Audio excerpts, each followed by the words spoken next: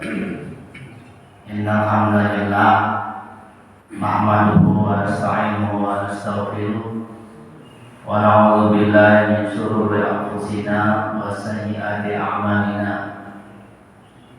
May yahdihillahu fala mudilla lahu wa may yudlil fala hadiya lahu. Asyhadu an la ilaha illallah wahdahu la syarika lahu wa asyhadu anna Muhammadan abduhu wa rasuluh la nabiyya wa la rasula ba'dah. Allahumma shalli ala rasulillah wa ala alihi wa ashabihi wa mawala. Amma ba'du fa ya ibadallah usikum wa nafsi bittaqwallah faqad fazal muttaqun. Alhamdulillah, kita bersyukur kehadirat Allah SWT. Pagi ini kita bisa sholat subuh berjamaah. Semoga ibadah kita menjadi ibadah yang Allah ridhoi. Amin ya rabbal alamin.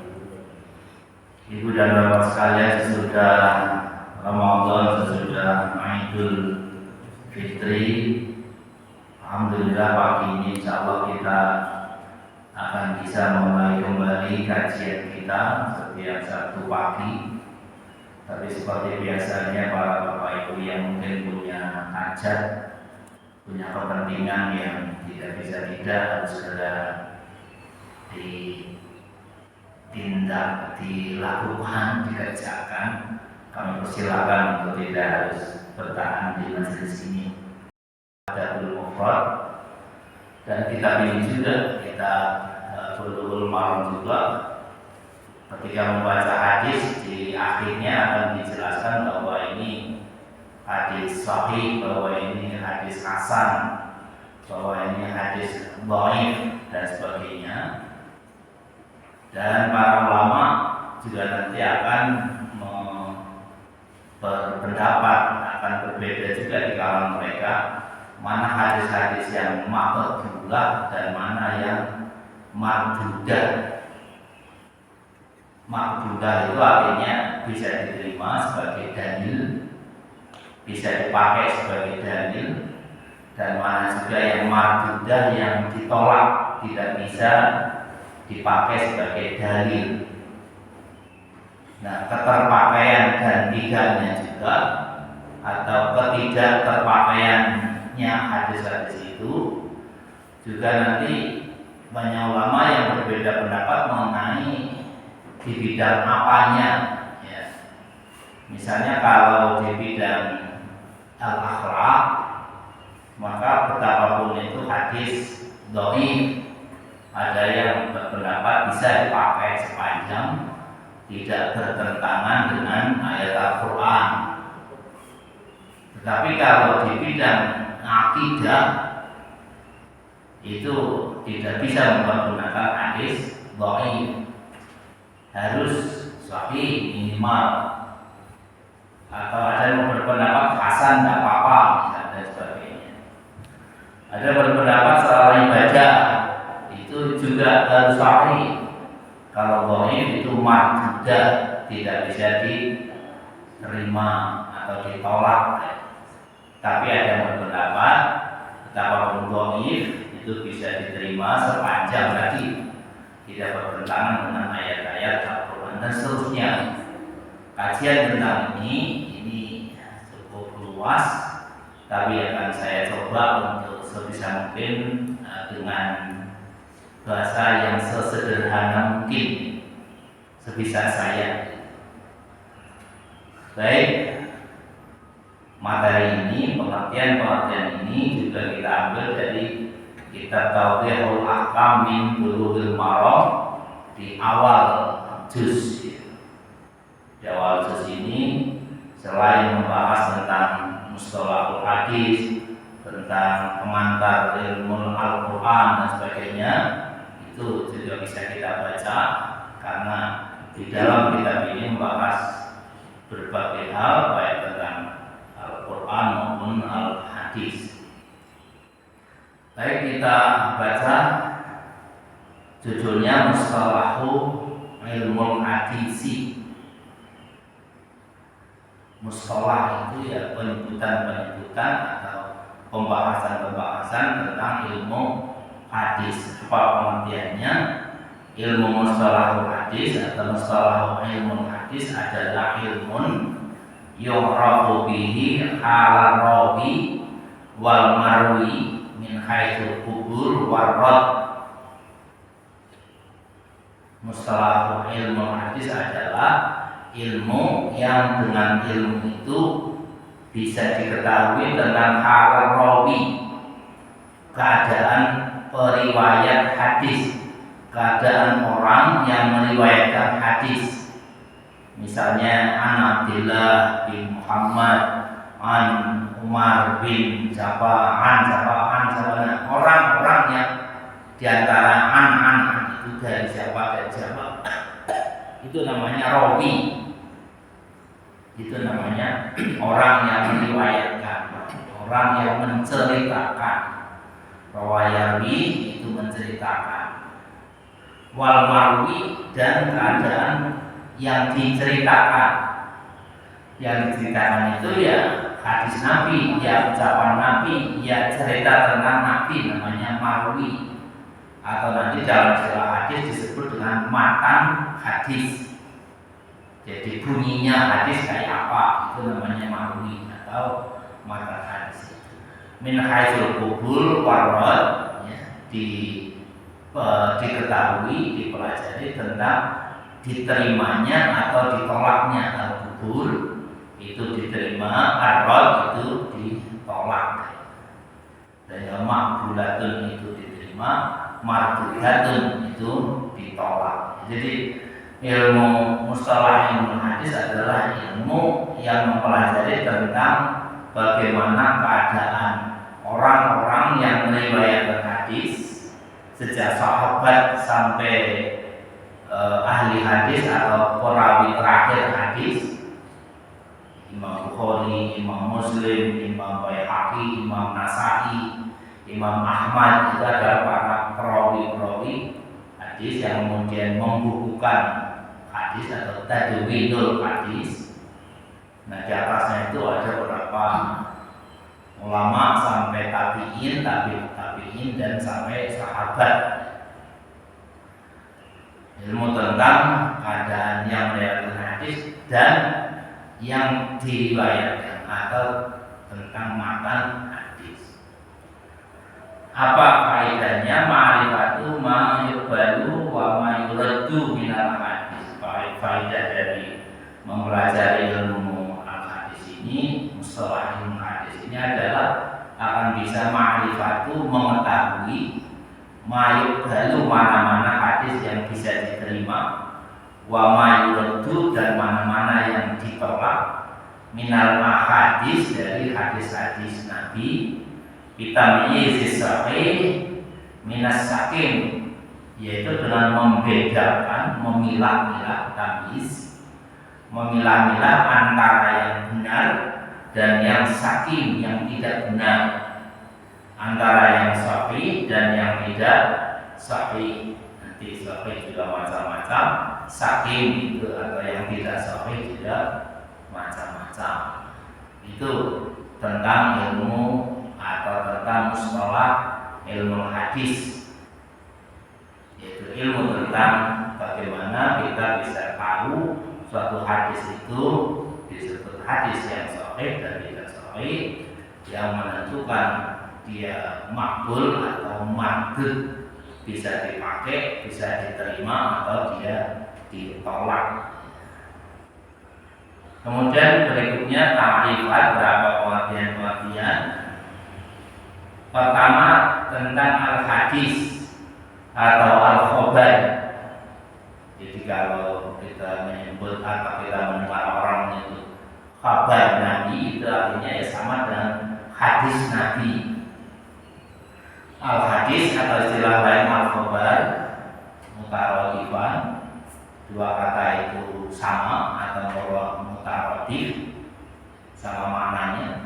Wahuma ma nasaba manusiba ilan Nabi sallallahu alaihi wasallam min qaulin au fi'lin au takhririn.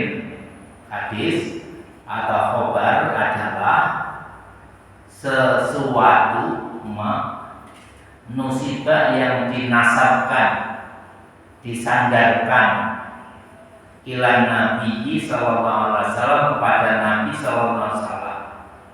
Sesuatu yang disandarkan kepada Nabi dalam bentuk apa? Dalam bentuk tiga hal. Pertama adalah qaulin, ucapan. Yang kedua fi'lin, perbuatan.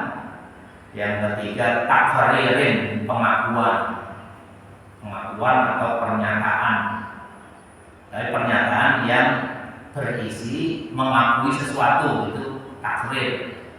Jadi segala sesuatu yang disandarkan kepada Nabi itu namanya hadis, itu namanya khobar. Sama bentuknya ada tiga.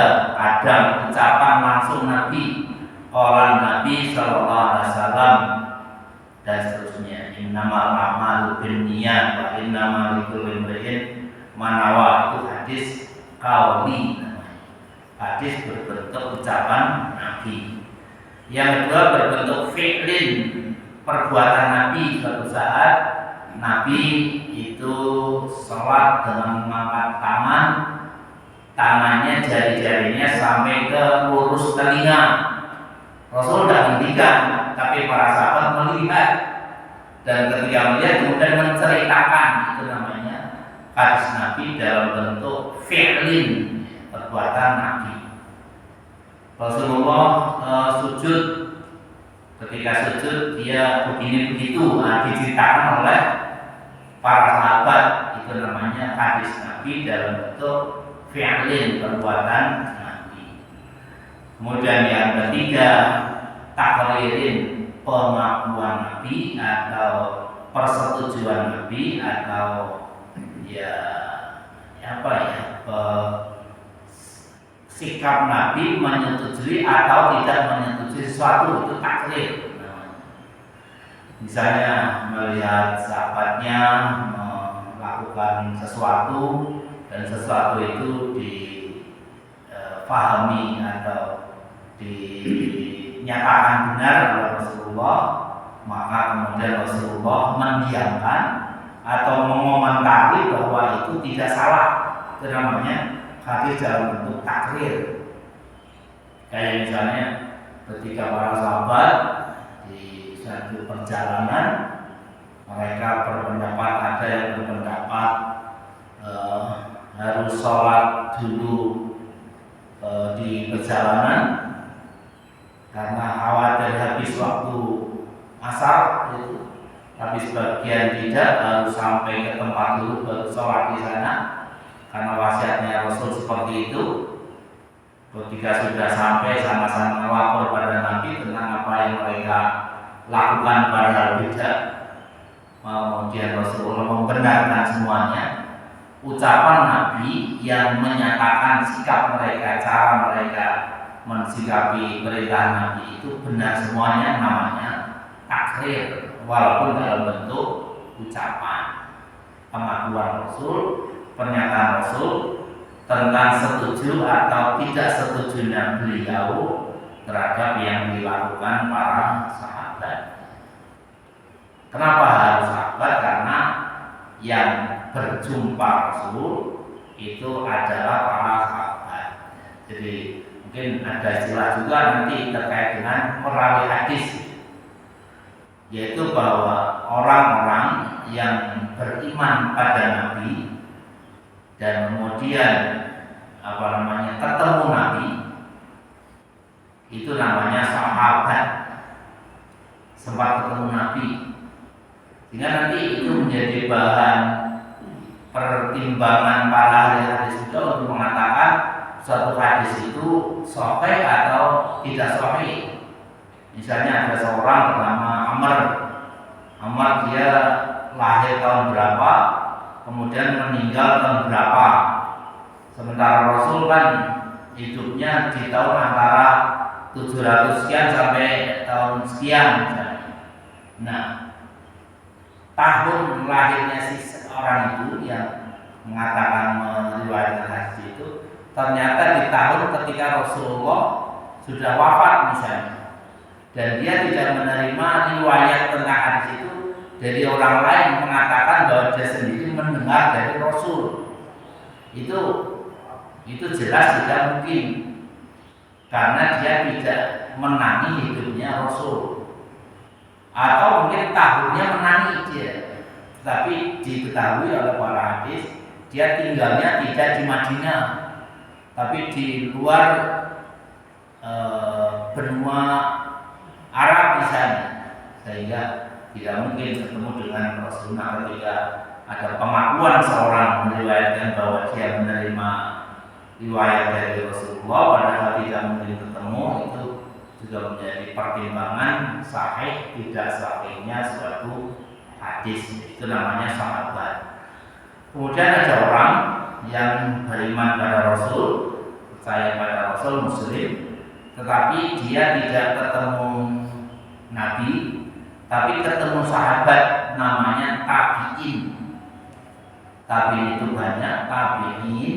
Kalau satu orang at-tabi'u, tapi sering orang menyebutnya sedikit atau banyak, itu namanya at-tabi'in, disebut banyak. Orang-orang yang mengikuti Nabi. Itu ketika dia ketemu para sahabat, salah satu sahabat, tetapi tidak ketemu Rasul, namanya tabi'in. Kemudian ada orang yang Muslim, dia ketemu tabi'in, tetapi tidak ketemu sahabat apalagi Rasul, itu namanya tabi'ut tabi'in. Tabi'ut tabi'in itu orang yang ketemu salah satu tabi'in, tetapi tidak ketemu sahabat, juga tidak ketemu Rasul, namanya tabi'ut tabi'in. Dan kemudian ke bawah terus tabi'ut tabi'in sampai para imam mazhab itu, Imam Syafi'i, Imam Hanafi, Imam Ahmad, Imam Hambali atau Ahmad bin Hambal, Imam Malik, ya, itu adalah para tabi'in yang hidup jauh di zaman sesudah para tabi'in dan para sahabat, para sahabat Nabi SAW. Itu istilah-istilah tentang orang-orang yang nanti terlibat dalam periwayatan hadis. Jadi hadis itu adalah segala sesuatu yang disandarkan pada Rasulullah, baik dalam bentuk qaulin, ucapan, fi'lin, perbuatan, atau takririn, pengakuan. Itu tentang hadis, itu tentang khabar. Yang selanjutnya ada istilah isnad atau sanad. Apa itu sanad? Isnad atau sanad adalah silsilatul rijal al-muwassilati ilal matani. Sanad adalah urutan, rangkaian, urutan daripada orang-orang yang menyampaikan hadis Rasul itu sehingga bisa menyampaikan matan hadis itu. Tadi yang saya gambarkan, jadi urutan dari sahabat, tabi'in, tabi'in sampai kemudian penulis hadis, itu namanya sanadnya, silsilahnya namanya sanad. Ada sanad yang nanti menjadi alasan suatu hadis sahih, ada sanad yang menjadi alasan suatu hadis tidak sahih atau sakim, yaitu sanad yang nyambung atau tidak nyambung. Misalnya ada seorang namanya A, dia hidup di tahun berapa, mengatakan memperoleh riwayat dari B, padahal B itu meninggal sebelum si A lahir. Berarti sanadnya tidak nyambung. Betapapun itu bukan sahabat atau bukan tabi'in, dia tabi'in, orang sekian sesudah sahabat. Nah, ketika perawi yang satu dengan yang lain tidak nyambung, namanya sanadnya tidak benar, tidak sahih. Itu nanti mempengaruhi juga kualitas kesahihan hadis.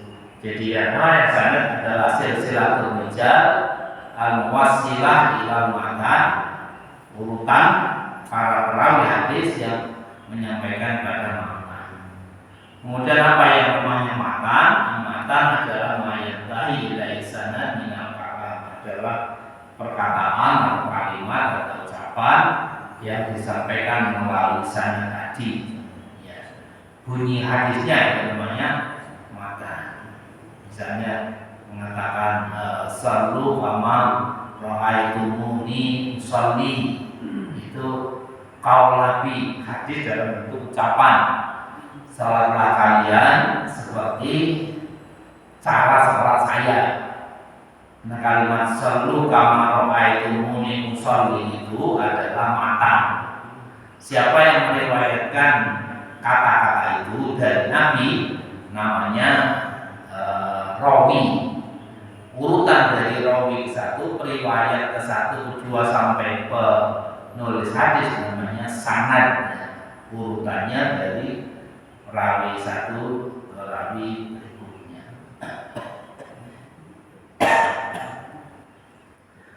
Baik, kita teruskan judul bawahnya taksimul hadis bi'tibari turuqihi. Pembagian hadis kalau ditinjau dari jalannya, jalan periwayatannya. Al hadis qismani, hadis kalau dilihat dari segi periwayatannya itu ada dua macam. Mutawatirun wa ahadun, ada hadis mutawatir, ada hadis ahad. Al-mutawatir, hadis mutawatir adalah mawasola biturukin laisalaha adadun muayyanun bahwa ma'rawahu adadun kasirun tuhilu al-ada tawakiruhum alal kadibi. Hadis mutawatir itu adalah hadis yang disampaikan dengan jalan tak terhingga, tak terhitung banyaknya, dan jumlah perawinya itu, jumlah orang yang meriwayatkannya itu banyak. Karena banyaknya itu mustahil di antara mereka ada kesepakatan bohong. Hadis mutawatir adalah hadis yang diriwayatkan orang banyak, dan banyaknya itu memustahilkan atau menjadi alasan mustahilnya di antara para riwayat itu ada kesepakatan bohong.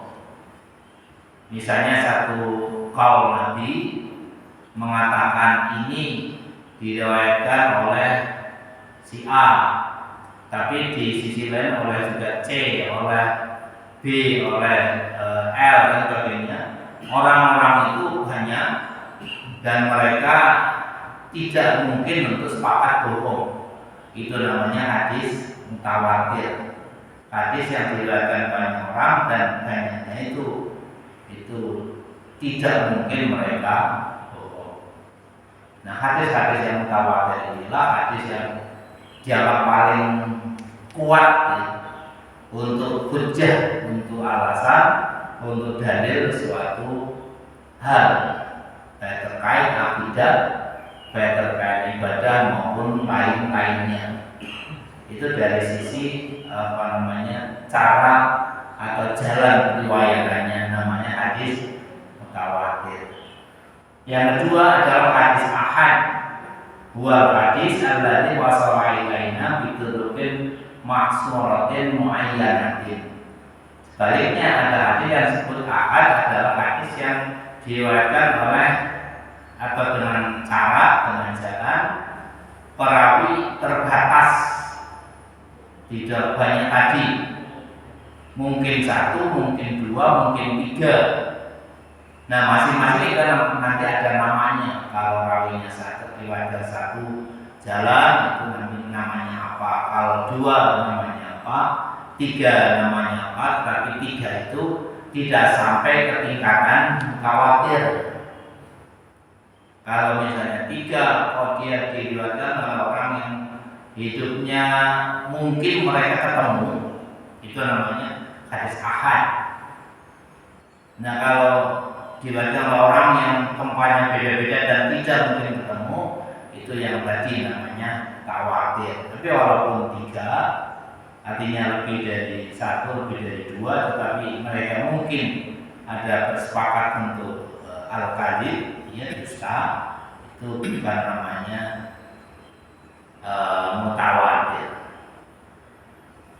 Baik, yang selanjutnya tentang hadis ahad itu dibagi macam-macam.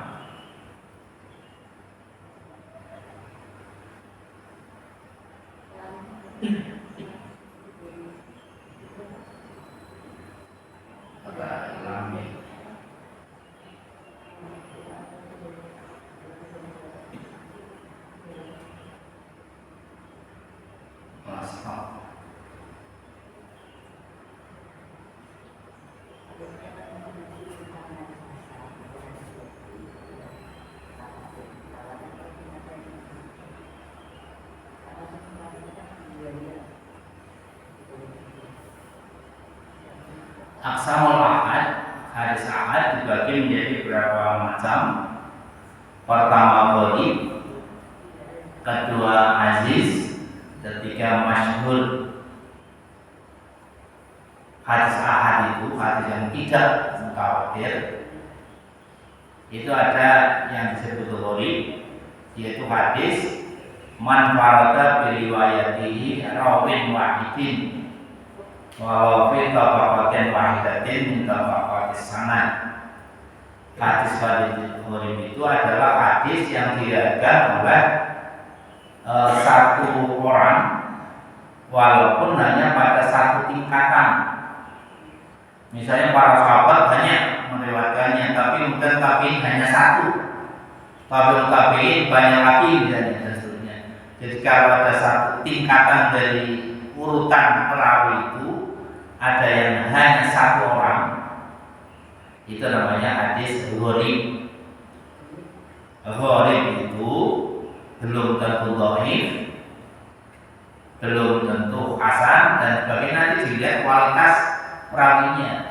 Walaupun hanya satu, tapi pas perawi yang satu itu misalnya dobit, orang yang cerdas dan adil, tidak pernah bohong, itu tetap kualitasnya bagus, ya, baik, bisa menjadi hujjah dan walaupun bukan mutawatir, ya. Yang kedua aziz, alla yakilla ruwatu fi jami tabaqatis sanadi anisnaini. Yang dua, hadis aziz adalah hadis yang diriwayatkan oleh perawi minimal 2 pada semua tingkatannya, minimal 2 orang, 2 perawi.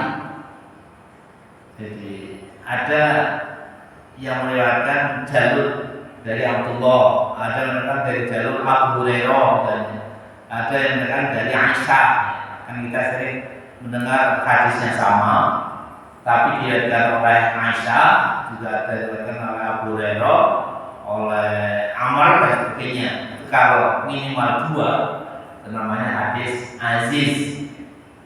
Kemudian yang ketiga masyhur, atau istilah lain mustafil, adalah marwahu salasa fa'aksara fi kulli tabaqatin malam yang belum ada tawatur. Masyhur atau mustafil adalah hadis yang diriwayatkan oleh minimal 3 perawi, minimal pada semua tingkatannya. Kalau ada yang kurang dari 3 berarti bukan masyhur. Nah, kalau yang masyhur itu perawinya minimal 3 pada semua tingkatannya, betapapun pada tingkatan tertentu ada yang lebih dari 3. Itu namanya hadis masyhur, tetapi tidak sampai tingkatan mutawatir. Tadi tingkatan mutawatir itu adalah tingkatan hadis yang diriwayatkan banyak orang dan mereka tidak mungkin bersepakat bohong, karena tadi posisi masing-masing yang tidak akan bersekongkol, tidak mungkin bersekongkol untuk bohong.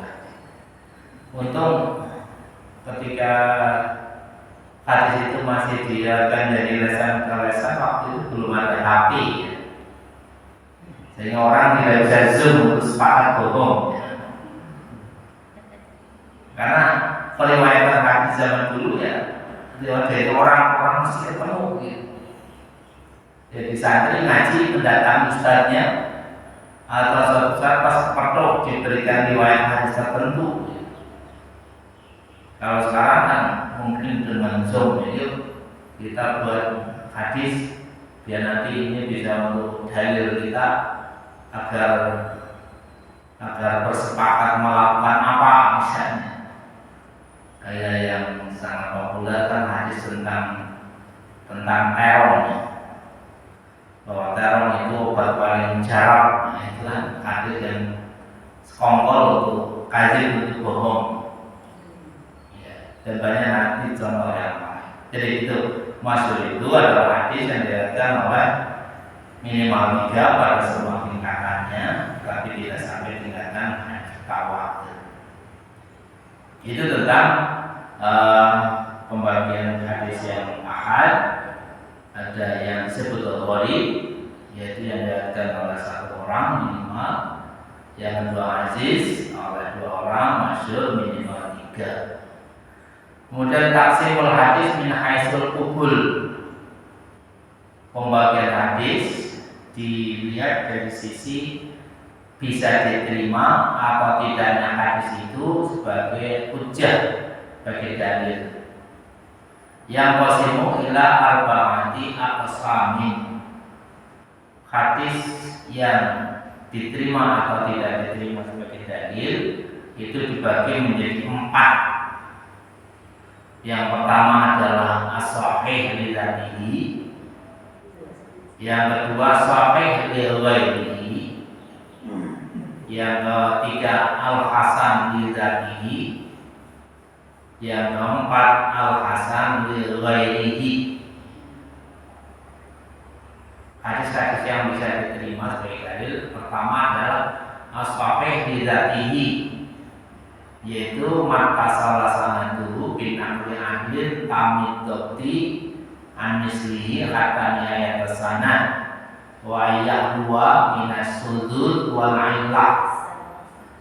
Syaratnya sebuah hadis disebut hadis sahih adalah ketika ia nyambung sanadnya. Jadi perawi satu dengan berikutnya, ketiga dan seterusnya itu nyambung, dan itu dipelajari betul riwayat hidupnya dan kapan dan di mana meninggalnya. Ketika nyambung sanadnya dan yang meriwayatkan itu orang yang adil. Adil itu tidak zalim. Zalim pengertiannya luas, tidak bohong. Adil itu tidak bohong, tidak pernah khianat janji, tidak. Jadi detail sekali ketentuannya. Jadi kalau seorang perawi kok diketahui suatu saat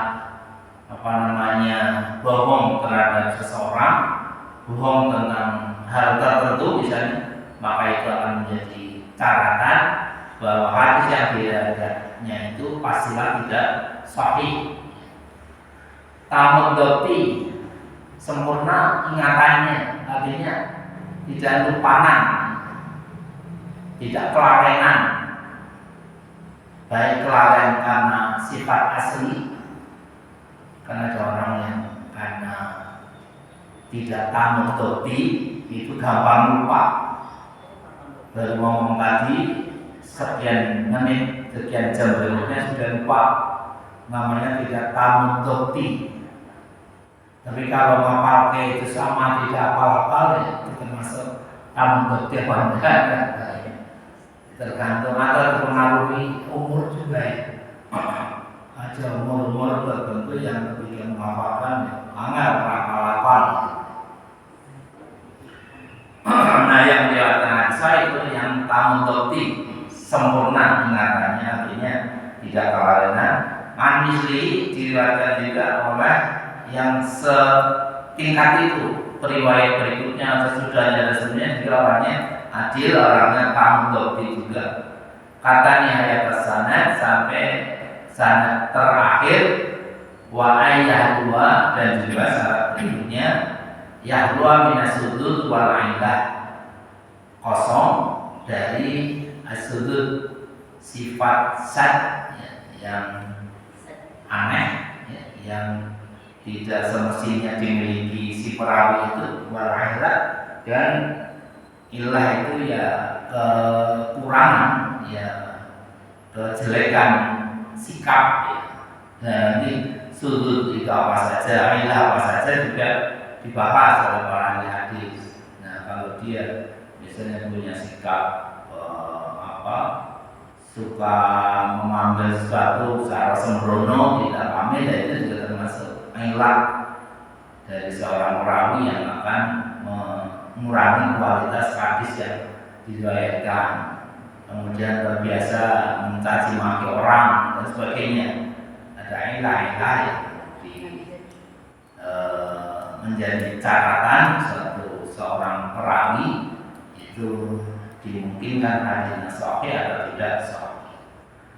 Yang kedua, sahih liwailihi, sahih liwailihi wa majtama fi syurutus sahih bidatihi lakin ruwatu aqalla botan wa tajabbaru zalika bi ta'addudi turuqi, yaitu perkumpulnya berapa syarat kesahihan hadis bidatihi yang atas, tetapi rawinya itu ada kekurangan dobitnya, ada kekurangan kekuatan ingatannya. Wayat aja baru, namun ditutup dengan banyaknya jalan periwayatan. Jadi ini ada hadis diriwayatkan oleh satu jalur, di jalur itu ternyata ada perawi yang kecerdasannya diragukan, kemampuan ingatannya diragukan, jangan lupa. Tetapi ada jalur lain yang diketahui itu lengkap semuanya, sempurna ingatannya, orangnya adil dan sebagainya. Nah, ketika satu jalur betapapun mungkin ada cacatnya, tapi jalur lain itu tidak, maka itu tetap namanya hadis sahih, yang namanya hadis sahih liwailihi karena didukung oleh jalur lain. Nah, kalau semuanya jalur itu bagus, tidak punya cacat sama sekali, kekurangan sama sekali, orangnya adil semuanya, ingatannya bagus semuanya, itu namanya sahih lidzatihi. Tapi kalau tadi ada satu jalur yang tidak bagus tapi jalur lain bagus, itu namanya sahih lidzatihi, sama-sama namanya hadis sahih. Yang ketiga, hasan lidzatihi, majtama fi syurutus sahih lidzatihi walakin yakunu rawihi khafifun dabti wala yujadu ma yusbiru zalikal usul. Nah, kalau jalurnya ada jalur yang perawi yang lemah ingatannya dan tidak didukung atau dikuatkan oleh jalur lainnya kuat ingatannya, itu namanya hadis hasan lidzati. Dia turun kualitasnya. Hadis hasan itu di bawah sahih karena jalurnya ada seorang riwayat yang khafifud dabti. Khafifud dabti itu lemah ingatan, artinya tidak secerdas tadi hadis yang sahih. Nah, ukurannya apa? Para ahli hadis akan melihat kemampuan dia atau ya kebiasaan dia melakukan sesuatu tadi, kelalaian, kemudian mengabaikan apa yang disampaikan orang, itu ukuran khafif atau qawiyud dabti, kekuatan ingatan si perawi hadis. Yang keempat, al-hasan liwalihi wal hadis dhaif alladhi ijtabara dhafuhu bil adati tururi hatta tajwi hajan bahulihi. Hasan liwalihi adalah hadis yang ada perawinya yang membuat sesungguhnya dia pantas disebut hadis dhaif. Tetapi ada jalur lain yang semua riwayatnya itu bagus, ya. Walaupun ada yang khafifun dhabti, ada salah satu yang ingatannya lemah. Ada jalur yang memungkinkan dia sesungguhnya disebut dhaif, tapi jalur lain itu tidak sampai tingkatan dhaif, itu namanya hadis hasan riwayat. Sehingga kita sering melihat atau mendengar atau membaca bahasan para ahli bahwa hadis ini sesungguhnya dhaif, tetapi ada riwayat lain yang memuatkannya sehingga meningkat kualitasnya menjadi hadis hasan, tidak jadi dhaif. Jadi itu hadis-hadis yang bisa diterima sebagai hujjah, sebagai dalil, baik dalam nanti dibagi apakah terkait akidah, apa terkait ibadah atau syar'iyah, atau terkait dengan al-akhlak. Kalau ulama ada yang mengatakan, ada yang berpendapat hadis akidah harus mutawatir minimal sahih, berarti yang makbulah adalah dua itu. Tapi kalau urusan ibadah itu bisa mutawatir, bisa sahih, bisa hasan. Berarti hasan termasuk yang makbul diterima untuk hujjah atau dalil hal terkait ibadah. Nah, kalau yang terkait akhlak, para ulama cenderung sepakat. Kita coba pelajari siapa yang berpendapat A, B, C, D itu. Banyak ulama berpendapat betapa hadis dhaif itu bisa menjadi hujjah untuk hal-hal terkait al-akhlak sepanjang hadis itu tidak bertentangan secara terang-terangan dan tegas terkait dengan bertentangan dengan ayat Al-Quran. Tapi kalau yang bertentangan, ya tentu tidak bisa dipakai sebagai hujjah, karena memang antara ayat Al-Quran dengan hadis itu saling menegaskan dan saling menentukan apakah itu bisa diterima apa tidak. Untuk berikutnya nanti kita teruskan di Sabtu yang akan datang. Mungkin perlu kita lanjutkan mengenai anwarul hadis al-mardudah, jenis-jenis hadis yang ditolak. Mardudah itu yang ditolak, yang tidak bisa diterima sebagai hujjah. Ada berapa nanti jenis, ya, yang rata-rata disebut dengan istilah dhaif. Tapi dhaif itu macam-macam. Ada dhaif dari sisi perawinya, ada dhaif dari sisi jalurnya dan sebagainya. Nanti sama kita lanjutkan di kesempatan yang akan datang. Saya kira itu pagi ini.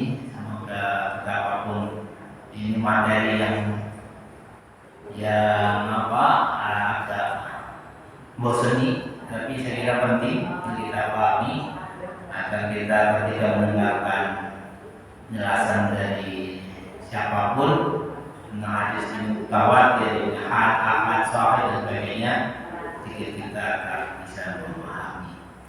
Oke, tidak ada pertanyaan. Kalau gitu kita akhiri dengan doa kafaratul majlis. Subhanallah wa bihamdika, asyhadu an la ilaha illa anta, astaghfiruka wa atubu ilaik. Assalamualaikum warahmatullahi wabarakatuh.